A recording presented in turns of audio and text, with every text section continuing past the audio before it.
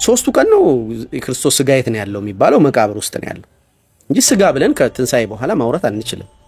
ስለዚህ የክርስቶስ ቦዲ የት ነው ያለው ታዲያ? ኦሬዲ ስጋው ተዋህዶ ስለፈጸመ አብሮ ቋንቋውን ሊያባዳብኝ ነው። ምን አይነት መልኩ የሆነ ኔቸር ካንተ ጋር ኢንካውንተር መፍጠር አለበት። ኔቸር ማለት ሰውም ሊሆን ይችላል፣ ማኪናዎች ማላቸው ከየት ሆኖ ዲፋይን እንደሚያደርገው ነው የማይገባኝ እኮ። ችግር የለብኝም እኔ ካታጎሪካል ሆኖ የሆነ ሃይማኖት ቢያቋቁም እና ከዛ ምዕመኖቹ ይለያሉ፣ አለቀ በቃ። ያ ሃይማኖት ነው ኦፊሻሊ መንግስት መሬት ጠይቆ ሃይማኖት ምናምን የሆነ መንገድ ይዞ መሄድ ይችላል። መሀል ላይ የሚዋልል ሰው ግን በጣም ዴንጀረስ ነው። ለዛ ነው ሰይጣንን አወጣን ይላሉ፣ መልአክ ግን ወደኔ ውስጥ አይገባም ይላሉ። እና ማን ነው ባለስልጣኑ ተብሎ ይጠየቃል። ሰይጣን ወደኔ ውስጥ ገብቶ አንተ በጸሎት እጅህን ጭነህ የምታወጣው ከሆነ መላእክት እንዴት ነው የማይገቡት? የወደቀው ይሄን ያህል ባለስልጣን ሆኖ ሰውነቴ ውስጥ የሚገባ ከሆነ ያልወደቀው ሚካኤል እንዴት ነው ሰውነቴ ውስጥ የማይገባው?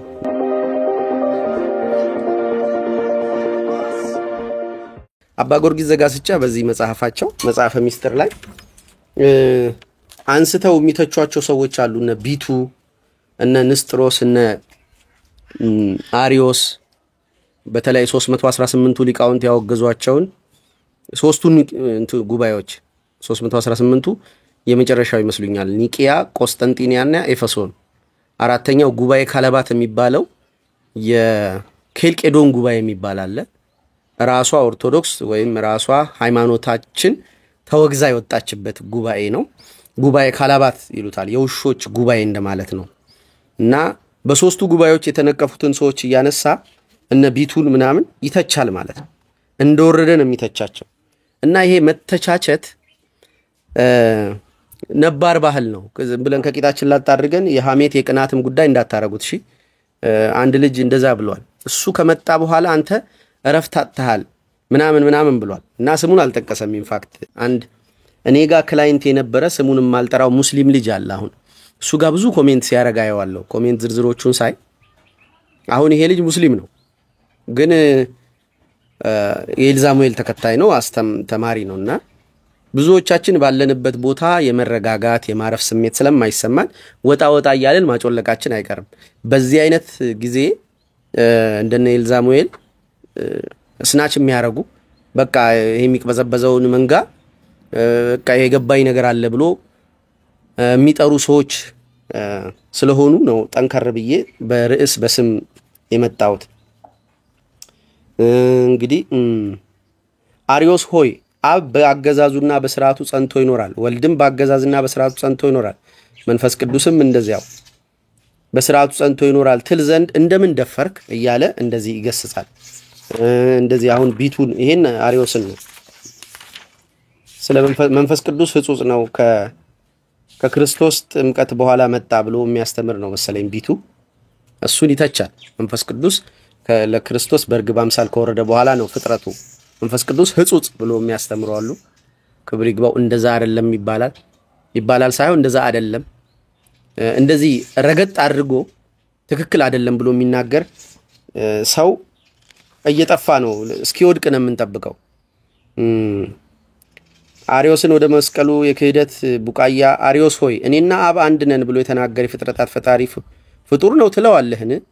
እኔን ያየ አብን ያየ ያለውን ምናምን እያለ ስማቸውን እየጠቀሰ ግለሰቦቹ ኑፋቂያቸውን ይገስጻል። በትምህርት ነፍስ ኃጢያት አትሰራም።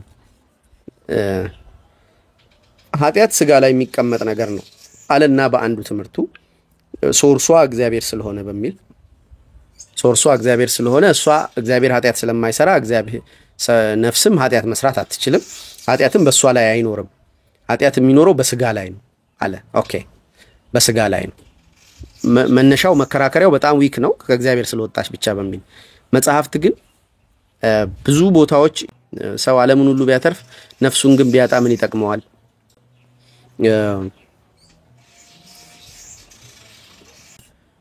ነፍስ ኃጢያተኛ እንዳትሆን ሰው ሊጠብቅ ይገባል። ራሱን መንከባከብ አለበት። ምክንያቱም ነፍሱን በቀጣዩ ዓለም ይሁን በአሁኑም ባለበት ዓለም ስቃይ ይጨምርባታል። ሰው ጤናው ተመቻችቶለት ሰውነቱ ጥሩ ሆኖ ነዋይ ብልጽግና ሳይጎለው በሰው ተወዶ እያለ ውስጡ ሰላም ካጣ ስጋው አይደለም ሰላም ያጣው ነፍሱ ናት። ነፍሱ ኃጢአት ያሰቃያታል ማለት ነው። በእሷና በስጋ መካከል ገብቶ አይምሮዋ ውስጥ ቶቶችን በማመላለስ ማለት ነው እረፍት እንዳታገኝ ያደርጋታል። አንድ ሰው አንድ ሰውን ቢገድል ቢሰርቅ ከዛ ይገባና ነፍስ የምትሰራበት ቢሮዋ ይሄ ማስተዋሏ ውስጥ ያለ ፈቃዷ ፋይል ይከፍታል ማለት ነው። ያ ሰውዬ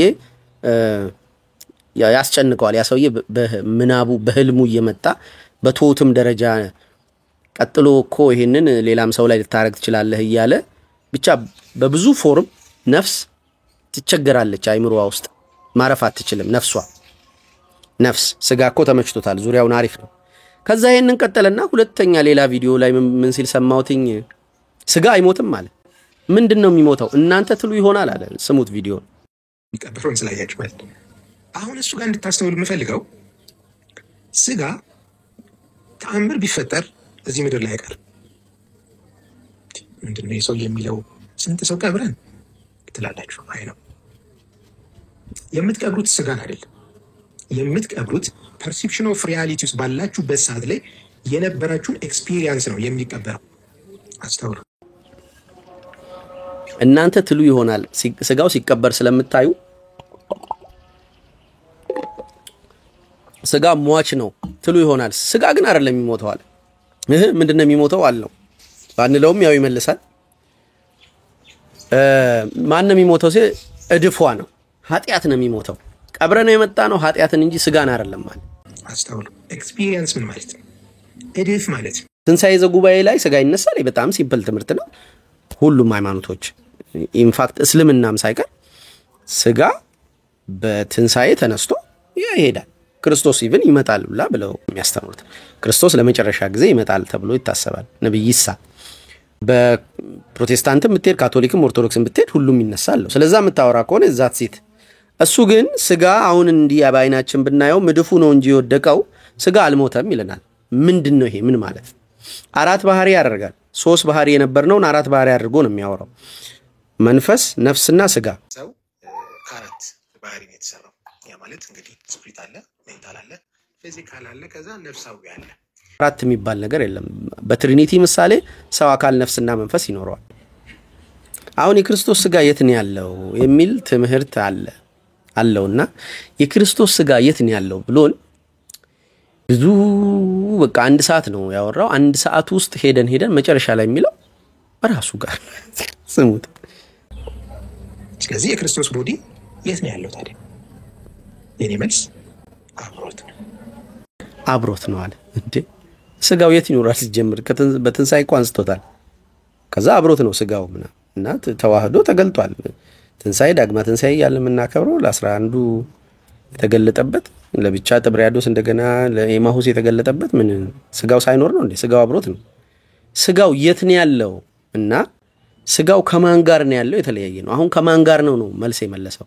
ስጋው ከራሱ ጋር አብሮት ነው፣ ራሱን ነው። ኢቭን ተዋህዶ ነው፣ አብሮት ነው፣ ከራሱ ጋር ነው ብለን እንደ ኤክስተርናል ዕቃ አናስቀምጠም። የባህሉ ስጋ የት ነው ያለው ብትሏት ረድኤት አብሮት ነው አትልም። ምን አይነት ጥያቄ ነው የምጠይቀኝ ነው? ስጋ ብለህ የምታወራው ምንድነው? ለምን ነው ስጋ ያልከው? የክርስቶስ ስጋ የት ነው ያለው የሚባለው እኮ ሞቶ እስኪነሳ ባሉ 3 ቀናት ነው። ዓርብ፣ ቅዳሜ፣ እሑድ። እሺ 3ቱ ቀን ነው የክርስቶስ ስጋ የት ነው ያለው የሚባለው? መቃብር ውስጥ ነው ያለው እንጂ ስጋ ብለን ከትንሣኤ በኋላ ማውራት አንችልም። ኦሬዲ ስጋው ተዋህዶ ስለፈጸመ አብሮ ቋንቋውን ሊያባዳብኝ ነው። ስጋው ተብሎ አይወራም። በቃ ክርስቶስ የት ነው ያለው ነው የምትለው። የክርስቶስ ስጋ የት ነው ያለው አትልም። ክርስቶስ ስጋ ምናምን ብለን አናወራም። የት ነው ያለውና ከማን ጋር ነው ያለው? አሁን የመለሰልን ከማን ጋር ነው ያለውና ከራሱ ጋር አለ። የት ነው ያለው? እዛች ያረገባት ቦታ ሄደን መንኮራኩር ብናመጠቅ አናገኘው። ክርስቶስ ያረገበት ቦታ ከፍ ከፍ ብሎ ሲሄድ ሐዋርያት እያዩት ነበር። ለምን ታዝናላችሁ? እንዲሁ ከፍ እንዳለው ተመልሶ ይመጣል ብለዋቸዋል። ስለዚህ ወዴት እንደሄደ አናቅም፣ ከየት እንደመጣም አናቅም። ኢንፋክት ወደ እመቤታችን ማህፀን ሲመጣ የት ነው ያለው? እዚህ ደመና ወር ላይ ስንሄድ ጋላክሲውን ከፍ እያልን ስንሄድ እናገኘዋለን አይደለም? ኦኬ። ስለዚህ የማናውቀው ቦታ ነው ያለው፣ የማወቅ ስልጣን የለንም። ስለዚህ የት ነው ያለው ብለን ስጋው የት ነው ያለው? ራሱ ክርስቶስ የት ነው? ስጋው የሚለውን ትተህ ራሱ ክርስቶስ የት ነው ያለው የሚለው መልስ ማንም ሰው መመለስ አይችልም። ስለዚህ ልክ እንትኑን የሆነ ቦታ የሚነግረን አድርጎ ነበር ያወራው። ስጋው የት ነው ያለው ሲል ከማን ጋር ነው ያለው ነው ግን የመለሰው። ሲጀመር ስጋው ከማን ጋር ነው ያለው ተብሎ አይወራም። ስጋዬ ከትንሳኤ በኋላ መልሼ ካገኘሁት ይሄን ስጋው ከማን ጋር ነው ምናምን አይባልም። በቃ ኦሬዲ ስጋዬ እና እኔ አንድ ነን። አሁን ዝም ብለን መተን የሆነች ስህተት ስለሰራ የስነ ተፈጥሮ ሽፍት ያካሄዳል ማለት ወይ ደግሞ እዚህ 3D ሪያልም ውስጥ ንስሐ ቢገባ አሪፍ ነው። ኤልዛሙኤል እንግዲህ ስሙ ከሆነ ንስሐ ቢገባ ጥሩ ነው። የሆነች ኃጢአት ስለሰራ ሰው የሆነች ኃጢአት አይደለም። ሰው እቺ ዓለም ጨካኝ ናት። ብዙ ጥፋቶች ይሰራሉ፣ በማወቅም ባለማወቅ። የሆነች ነገር አይባልም፣ ብዙ ነው የሰው ልጅ ኃጢአቱ። ስለዚህ ባህሪው አይቆሽሽም። እዚሁ ቀርቶ ከዋናው ባህሪው አይጣላም። እድፍ ነው ላዩ ላይ ያለው። ስጋው አይቀበርም፣ የሚቀበረው እድፉ ነው። አእምሮና ስጋ ይቀራል፣ መንፈስና ነፍስ ደግሞ ያርጋል የሚባል ነገር የለም። ዓለም የምትሉትም ይሄ ዓለማዊና መንፈሳዊ የምትሉትም ነገር ከየት እንዳመጣችሁት አላውቅም። ዓለማዊና ስጋዊ የሚባል ሲጀመር እንዲህ አይነት ክላሲፊኬሽን ከየት እንዳመጣ ዓለማዊና መንፈሳዊ ብላችሁ የምትፈርጇቸው ነገሮች እኔ አይገቡኝም ሲል ማንን የጠየቀው? እና ዓለምና በዓለም ያለውን አትውደዱ፣ በዓለም ያለው ስለ ገንዘብ መመካት ምናምን ብሎ ዓለም ብሎ ከፍሎ ሲስተም ማለት ነው። ዓለም ማለት ሲስተም፣ ይሄ ሰዎች ተግባብተው የፈጠሩት ሲስተም ነው። ሰው ልጅ ተፈጥሮ አላለቀም። ይቋል በኮንሽስነሱ በኩል ብቻዬን፣ ሌሎቹ ስነ ፍጥረት ሁለት ናቸው። በሁለት ምድብ ነው የተፈጠሩት። እኔ ለምን አንድ ሆንኩኝ አለ የመጀመሪያው ሰው የሚልም ትምህርት አለው። ሰው ልጅ በሰባተኛው ቀን እግዚአብሔር ከስራው ሁሉ ፈጽሞ አረፈ እንደሚባል እግዚአብሔር ጨርሷል ስራ። ሰው ልጅ ተፈጥሮ አላለቀም አይባልም፣ ተፈጥሮ አልቋል። በውድቀቱ የመጣበትን የፈረሰውን ባህሪውን ግን ሊያርም ክርስቶስ ድጋሚ መጥቷል። ድጋሚ በመምጣት በእጁ የሰራውን በትምህርት ሊሰራው ድጋሚ መጣ፣ ሊያስተምረው ማለት ነው። እንዴት እንደሚኖር ኖሮ ሊያሳየው ማለት ነው እንጂ አዳም ስላላለቀ አይደለም፣ ስለፈረሰ ነው። እና በቃ ሰይጣን አለብኝ የሚባል ነገር የለም። ሰይጣን አለብኝ የሚባለው ተርም ራሱ ሰይጣን አለብኝ አይባልም። ሰይጣን አለብኝ የሚባለው ተርም ራሱ ስተት ነው ይላል። ከነዚህ ከሆነው አጋንንት ማውጣት አቃታቸው፣ ሰይጣንን ማውጣት አቃታቸውና ከጾም ከጸሎት በቀር ይሄ አይወጣም አለ ክርስቶስ። ስለዚህ ይወጣል፣ ይገባል። በዚሁ አንፃር አንድ ፕሮቴስታንቶች የሚተቹበት መንገድ ሰይጣንን አወጣን ይላሉ፣ መልአክ ግን ወደ እኔ ውስጥ አይገባም ይላሉ። እና ማን ነው ባለስልጣኑ ተብሎ ይጠየቃል። ሰይጣን ወደ እኔ ውስጥ ገብቶ አንተ በጸሎት እጅህን ጭነህ የምታወጣው ከሆነ ከኔ ውስጥ አጋንንት አወጣን ምናምን፣ አጋንንትን እያወጡ ከሆነ መላእክት እንዴት ነው የማይገቡት? የወደቀው ይሄን ያህል ባለስልጣን ሆኖ ሰውነቴ ውስጥ የሚገባ ከሆነ ያልወደቀው ሚካኤል እንዴት ነው ሰውነቴ ውስጥ የማይገባው? ገብርኤል እንዴት ነው የማይገባው ሲባል ደግሞ ያው እዚህ ጥሶ አይደለም፣ ገብቷቸዋል ሜታፎሩ። ስለዚህ ይገባሉ። ሰይጣን ይዟታል፣ ሰይጣን ገብቷል ሲባል ልክ ነው። ከየት ሆኖ ዲፋይን እንደሚያደርገው ነው የማይገባኝ እኮ። ችግር የለብኝም እኔ ካታጎሪካል ሆኖ የሆነ ሃይማኖት ቢያቋቁም ከዛ ምዕመኖቹ ይለያሉ፣ አለቀ በቃ። ያ ሃይማኖት ነው ኦፊሻሊ መንግስት መሬት ጠይቆ ሃይማኖት ምናምን የሆነ መንገድ ይዞ መሄድ ይችላል። መሀል ላይ የሚዋልል ሰው ግን በጣም ዴንጀረስ ነው። ለዛ ነው የሱን አስቡት፣ ዝም ብላችሁ አስተውሉት። ከተፈጠርንበት ቀን ቅጽበት ጀምሮ እስከ ዘላለም ድረስ የማይቆም ማንኳኳት፣ ለሰከንድ የማይቆም ከተፈጠርንበት ጊዜ ጀምሮ ለሰከንድ የማያቋርጥ ማንኳኳት ነው ፈጣሪ የሚያንኳኳው ይላል። እንግዲህ ይሄ ራሱ ደካማ ፕሪሚስ ነው። ወደ ኮንክሉዥን ከመሄዱ በፊት ደካማ ፕሪሚስ ደመመራር እንዳላረጋችሁ እኮ ነው ሁሉን ነገሩን ተችቼ እንጂ እግዚአብሔር እንደዚህ መጥቶ ያንኳኳ እየለመነ ምናምን ጌታ ያኔ መጥቶ 33 ዓመት ነው የሰው ልጅ ያገለገለው። በየእንትኑ መጥቶ የሚያንኳኳ ምናምን አይደለም። በየልባችን መጥቶ እዚህ ጋር አሁን እየለመነኝ አይደለም። እኔ እግዚአብሔር ማንም ሰው እንደዚህ እግዚአብሔር ወርዶ ለማኝ አይደለም። ባህሪያችን ከዚህ በላይ ሶፊስቲኬትድ ነገር ነው። ከእግዚአብሔር ጋር ማግኘት የሚፈልገው መዋሃድ የሚፈልገው መጠየቅ የሚፈልገው ከሰዎች ጋር ያለው እንጂ ሲምፕሊ እግዚአብሔር ለማኝ እኛ ተለማኝ ሆነን እያንኳኳ አንከፍትለት ብለን ምናምን አይደለም። በተለያየ መንገድ እግዚአብሔር ይናገራል። ሰው ልጅ ግን አያስተውልም። በዶሮ የጴጥሮስ እንዳነቃው በተለያየ መንገድ ሊያስተምረን ይችላል። ኢትስ ኦኬ ወደኛ መምጫ ብዙ መንገዶች አሉት። ግን ይሄ አይምሮአችን ውስጥ እንዳለው ይሄ በስዕል እንደምናውቀው እግዚአብሔር ኖክ እያደረገ አይደለም። ለሰከንድ የማይቆም ያ ማለት በምሳሌ አስረድቻለሁ። የመጀመሪያው ሰው ሊትራሊ ጾታ የመጀመሪያው ሰው ውስጥ ሁለትነት ነበር፣ ሁለት ባህሪ፣ ሁለት የጾታ ቴንደንሲ ማለት ነው። ሁለቱንም ጾታ የመሆን ቴንደንሲ። ሰው ጾታ አልባ ነው የሚለውም ነገር ትልቅ ፋላሲ ነው። ሰው ጾታ አልባ አይደለም፣ ወንድና ሴት አድርጎ ፈጠራቸው እንደሚል ጾታ ነው እሱ። ወንድና ሴት የጾታ መለያ ቋንቋዎች ናቸው። ጾታ አልባ ሰው የሚባል የለም። ከአዳም ውስጥ ግን ሔዋንን አውጥቷል። ከጎኑ አጥንት አውጥቶ ሰራት ነው። ሌላ ናት እሷ።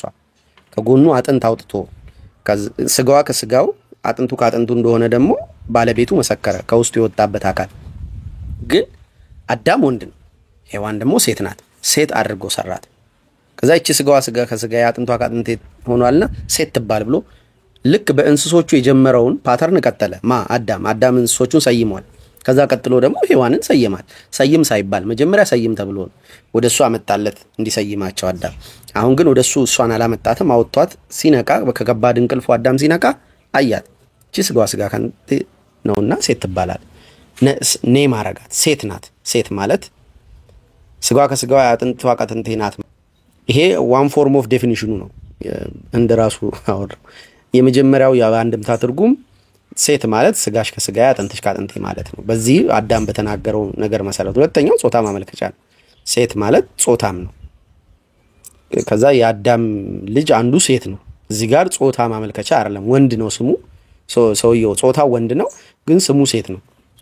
ሴት በዚህኛው ስጋው ከስጋ አጥንቱ ከአጥንቴ በሚለው ትርጉም ነው ሴት የተባለው። ስለዚህ ጾታ አልባ ግን አይደለም የመጀመሪያው ሰው። ወደ ቤተክርስቲያን በቀረብ ቁጥር ከፈጣሪ ትርቃለ ይላል። አሁን ይሄ ነንሴንስ ነው። ወደ ቤተክርስቲያን ሰው ሲቀርብ ከፈጣሪ አይርቅም። ሞር ስጋውን የማስገዛት ስርዓት ለአምላኩ የማስገዛት ስርዓት፣ ለህግና ስርዓት የማይገዛው ምቾት ብቻ ድሎት ብቻ የሚፈልገው ስጋ በከባድ መከራ ለአምላኩ መገዛትን እንዲለማመድ በሪቹዋል የሚደረግበት ቦታ ነው ሃይማኖት። ቤተክርስቲያን ስርዓት መገዛትን። ከዛ በኋላ ሁለተኛው ደረጃ ሁሌ እንደምላችሁ የአባትነት ፎርሙ አለ፣ መገዛት የማይጠይቅበት። እሱ ደግሞ አድቬንቸር የሚያደርግበት ነው። ከውጡ ወደ ዓለም ሂዱ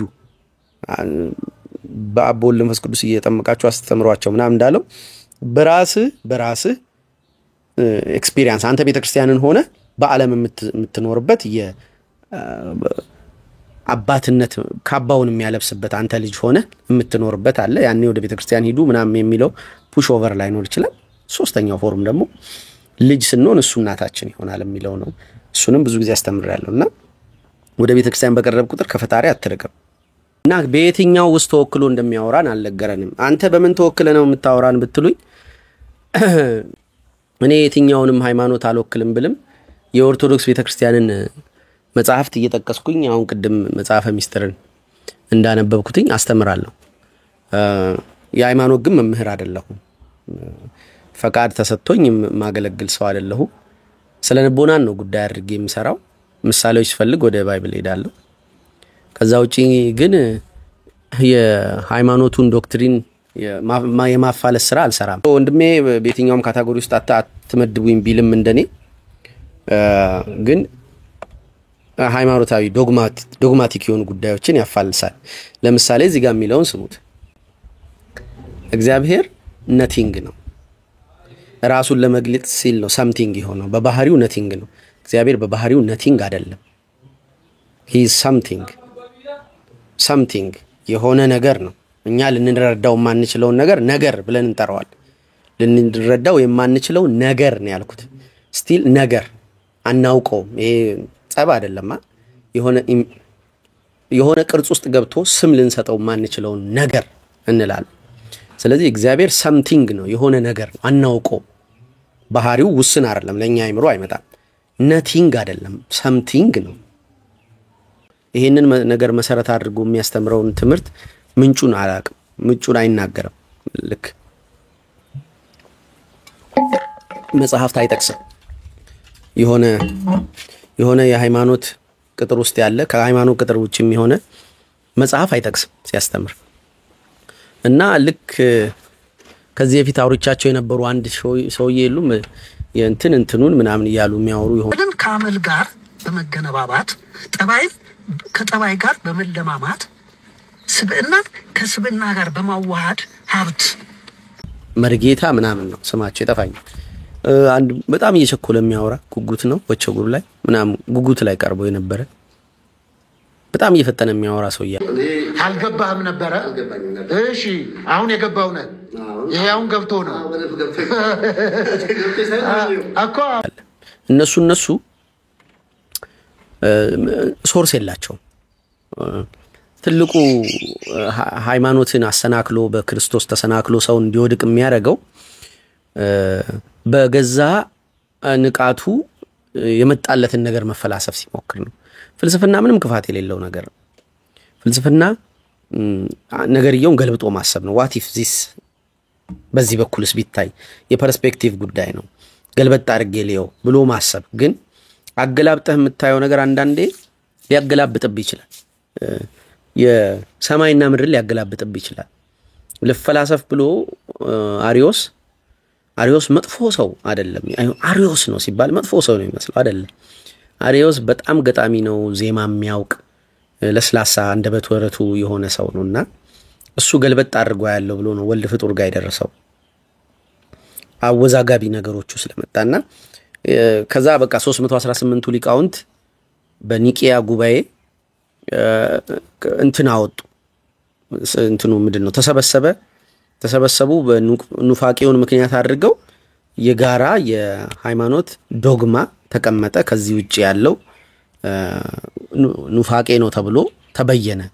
ከዛ ውጪ ያለውን ነገር ጂምናስቲክ ለማድረግ በሐሳብ በፍልስፍና ሊሞክሩ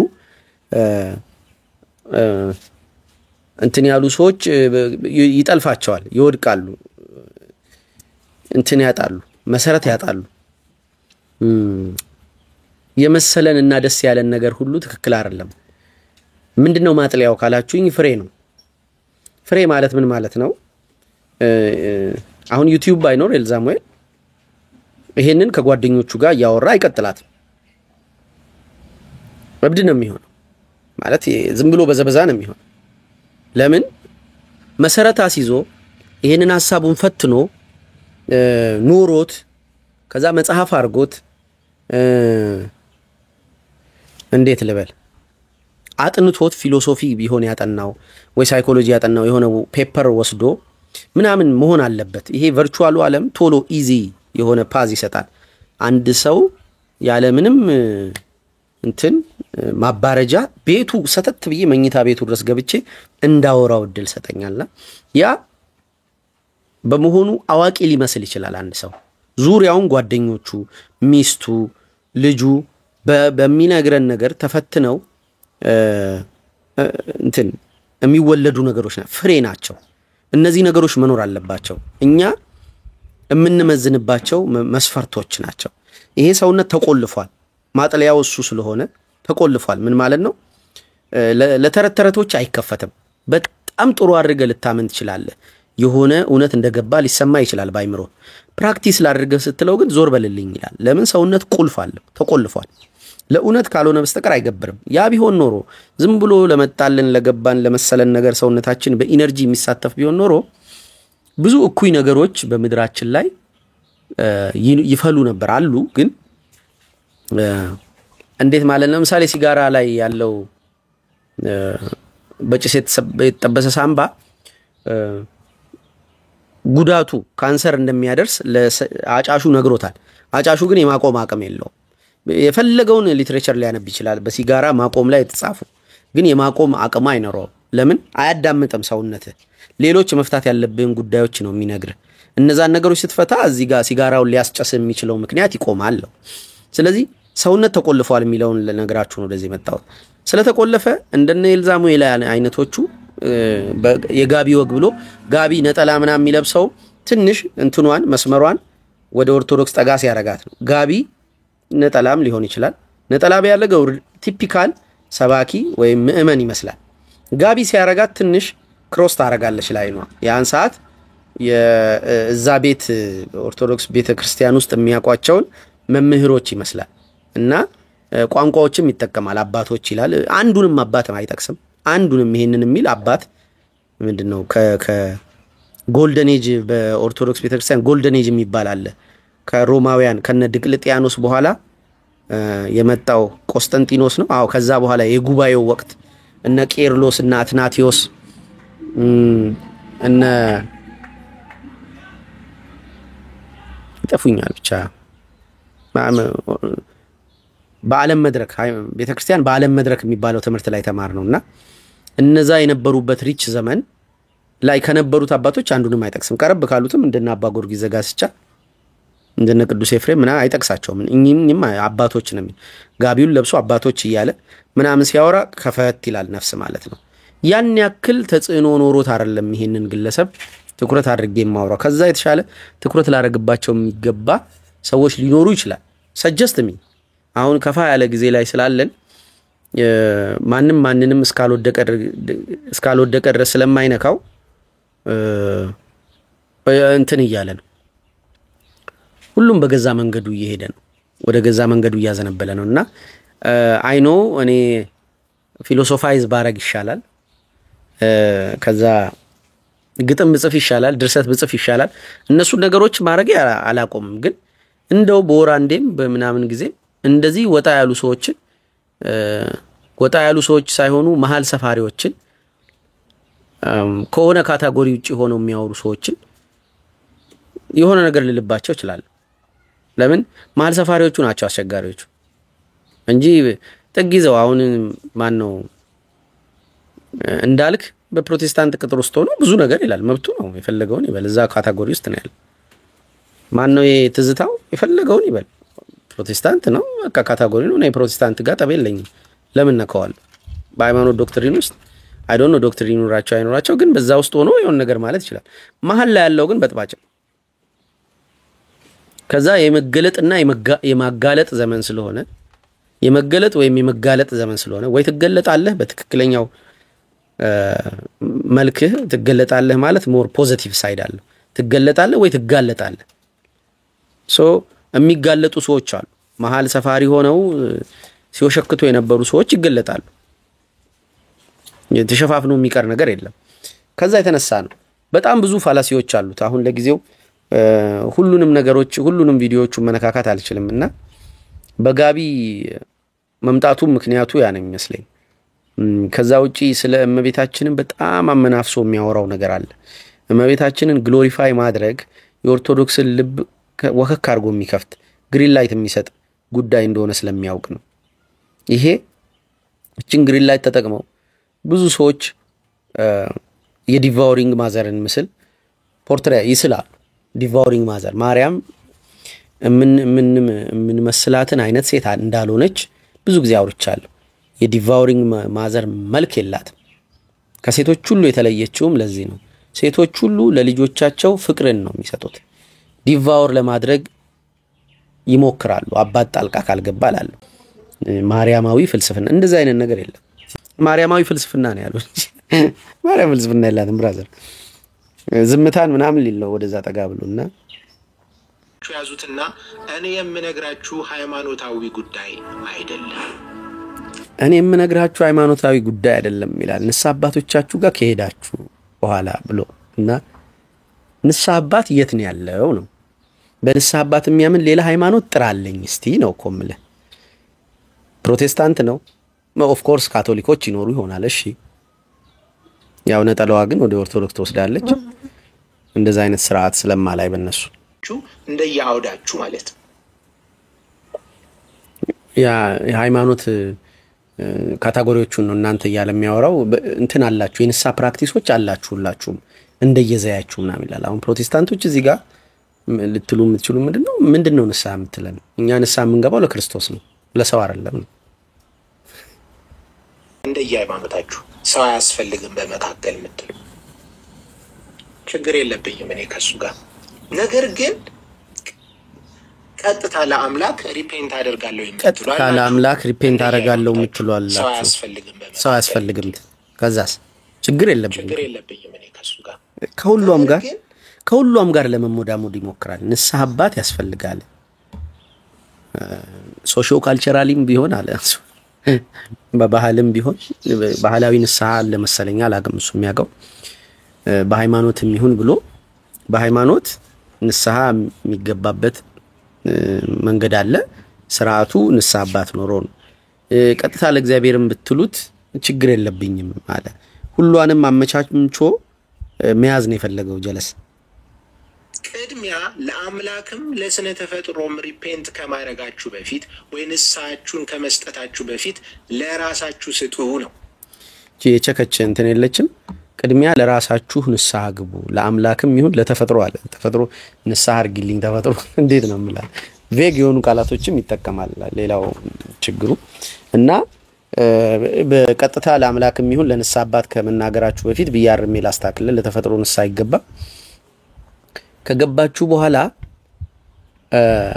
ምንድነው ከመግባታችሁ በፊት ቀድማችሁ ለራሳችሁ ንስሐ ገብታችኋል ወይ በቃ እቺ ራስን ይቅርታ አርግለት ምናምን ብሎ ነገር የለም ምሳሌ የሆነ ሰው ሰርቅና ሰድብና የሆነ ታማና ከዛ በቃ ይቅርታ አርግልሃለሁ ምናምን ሰው ራሱን ይቅር ማለት አይችልም እቺ ጨዋታ ናት ሰው ራሱን ይቅር ማለት አይችልም he need to confess ለንስሐ አባት ይሁን ለጓደኛ ይሁን ከዛ ለዲያሪ ይሁን ብቻ መውጣት አለበት ለራስን ይቅርታ ማድረግ አትችልም ሪቹዋል ያስፈልጋል ኢቭን ደረጃም አለው እንደ ጥፋት መጠን ነው የንስሐ መጠን ከፍ ይያለ የሚሄደው እና ሲምፕል የሆኑ ጥፋቶች በዲያሪ ለወዳጅ በመንገር ይሆናሉ ከበድ የሚሉ ከሆነ ንስሐ አባት ይፈልጋሉ እኔ ንስሐ አባቴን አምጥቼ ግቤን ጸበል አስረጨውኝ ንስሐ አባቴ ዳዊቱን ሲደግሙና እኔ ዳዊቱን ሲደግም አይደለም ኢነርጂው ራሱ ይለያያል ምን ያክል ጊዜ ቆመውበታል ያግራቸው ምን ያክል ልባቸው ትልቅ ነው በሃይራርኪካሊ ከጳጳሱ የተቀበሉት ክህነት ነው እኔ ደግሞ ያ የለኝም ስለዚህ እያንዳንዱ ነገር ይመዘናል ለትትናም ይጠቅማል አንተና ካህኑ እኩል አይደላችሁ ሚለው ምንም በክርስቶስ እንኳን ብትሾም ለትትና ይጠቅማል ካህኑ ሃይራርኪውን በተጠበቀ መንገድ የተሾሙ ሰው ናቸውና ይሄን ቤቴን ሳትጸና ትን የሚለኝ ነገር ጠፋ እዚህ ቤት ማን እንደነበረ አላቀም ከዚህ በፊት ተከራዮቹ ምን ሪቹዋል እንዳደረጉ አላቀም ስለዚህ መጡ ጸበረጁ ልጄን ክርስትና ካነሱ በኋላ ስርዓቱ ተፈጸመ ማለት ነው እና እኩል አይደለም እኔ ራሴንም ይቅርታ ማለት አልችልም እና ሂደቱ እንትኑ ምንድነው በዲያሪ የሚፈታ ከጓደኛ ጋር የምትፈታውና ከካህን ይፍታህ የሚለው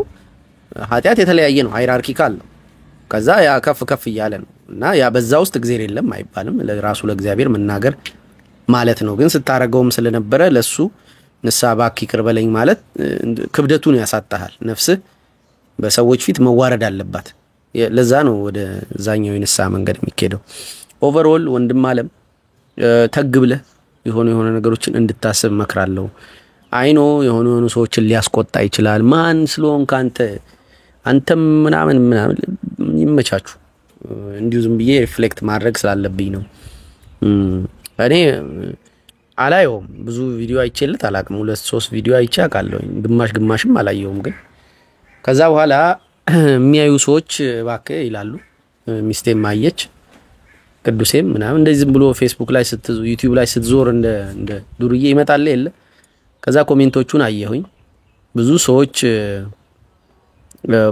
ፖዚቲቭ ነገር ላደረጉት ስሜት ለሰጡት ጉዳይ ቀልባችን መገዛቱ ግዴታ ነው አንድ ቡና የምትሸጥ ሴትዮ አንድ ሰው ተቀምጦላት ዛጋ 30 ሆኖ ታጅበው ሌሎች አንድ ቡና ሻጭ ብታይ እነዛ ጋር ሄደን የምትጠጣው ባይ ዲፎልት ሰዎች መከተል ባህሪ ያለን ይሄ መጥፎ አይደለም ምናምነው በቁጥርም ነው ዝም ብሎ እውነቱን ብቻ አይደለም ሄጀሳያቸው ብዙ ሰዎች ይሄንን እሱ ክሪቲካሊ ገብቶኛል እናንተ አልገባችሁም ብሎ ከውጭ እንደሚያስተውለን አንድ አካል የሚናገረውን ኑፋቄ እውነት አድርገው ጥጥ ያረጉ ነው ያሉት ይሄ ሲደራረብ ነፍስ የሆነ አይነት ስቶሪ መስራት ትጀምራለች የሆነ አይነት ፎግ ይከባታል መንፈስ ምናምን የሚባል ትወጣለች በማህበራዊ ግንኙነቶቿ ውስጥ የሆነ ቦታ የደረሰች አይነት ስሜት እንዲሰማት ያደርጋል ፍሬዎቿን መመርመር ትረሳለች ለዛ ነው ሃይማኖቶች የሚያስፈልጉት ስርዓት ስላለ የትም ቦታ የማይፋለስ ስርዓት ስላለ ከዛ ቅጥር ውጪ ወጥቶ ፊሎሶፋይዝ ማድረግ አንዳንድ ነገሮችን ማየት ምንም ክፋት የለውም። እኔ ቡዲስት ሆኜ ነበር ስል ለ2 ዓመት ፕራክቲስ ያደረኩት ሜዲቴሽን ነው። ሌሎቹን ምናምን አላረኩም። ሜዲቴሽንንም እንደ መጥፎ ነው የሚያነሳው። ያው አዳምና ሔዋን የመጀመሪያዎቹ ቡዲስቶች ናቸው ብሎ ያወራና ግን ሜዲቴሽን ልክ አይደለም የአይምሮና የመንፈስ ጉዳይ ነው ምናምን ብሎ ብቻ ድብልቅልቅ ያሉ ቃላቶች ነው የሚጠቀመው። ሜዲቴሽን ነበረ ኢንቴንሽን ወደ ቡዲዝም ስገባ። ሜዲቴሽን ምንም ክፋት አልነበረውም። ቁጭ ብሎ ራስ መታዘዝ ፑሽ አፕ የሆነ ባህል አይደለም። ልክ ስፖርት እንደምለው ሜዲቴሽንም ቁጭ ማለት ነው። ቁጭ አይንን ጨፍኖ ቁጭ ማለት ምንም የተለየ ሃይማኖታዊ ድርጊት አይደለም። ቡዲዝም በሁሉም ሃይማኖት ውስጥ ያለችዋን ያቺን ስፔስ ተወክላለች። ሁላችንም ስንመጣ ክር ወይ የሆነ የሃይማኖት መገለጫ ውስጥ ነው የተገኘ ነው። ሃይማኖታዊ ሳይሆን መገኘት አይቻልም። የሚያምኑትን ማመናችን አይቀርም ቤተሰቦቻችን።